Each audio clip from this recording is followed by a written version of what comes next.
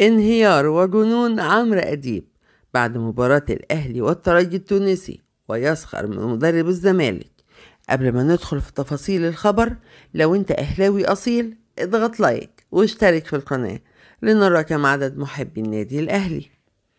بعد مباراة الأهلي والترجي التونسي وتأهل الأهلي على حساب الترجي إلى نهائي دوري أبطال إفريقيا، وانتظار أحد المتأهل من صن داونز الجنوب أفريقي أو الوداد المغربي، فقد خرج على الخط فورا عمرو أديب وقال: مبروك لكل الأهلاوية ولكل جماهير مصر، لأن الأهلي بيمثل مصر حاليا، ودي حاجة تشرف كل المصريين إن الأهلي يوصل لنهائي إفريقيا.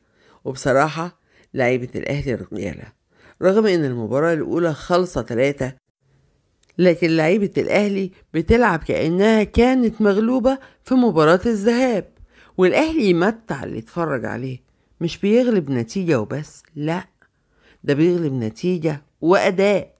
واللي عاجبني قوي إن الأهلي محترم الترجي، رغم إن الصعود محسوم من قبل ما المباراة تبدأ، لكن ده النادي اللي عايز يفوز بالبطولة، لازم يحترم الفريق اللي قدامه حتى لو مش في حالته الطبيعية.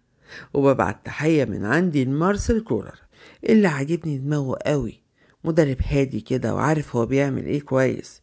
ولسه لما يجيب الصفقات اللي هو عايزها، مفيش فريق في افريقيا هيقف في وشه، ولا حتى سان داونز.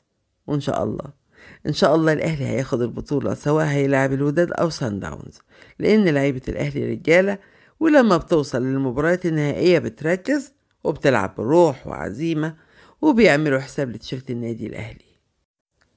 هو ده كان رد فعل وتعليق عمرو أديب بعد تأهل الأهلي على حساب الترجي. تامن، لا تنسى ذكر الله والصلاة والسلام على رسول الله، ولايك واشتراك للقناة ليصلك منا كل جديد.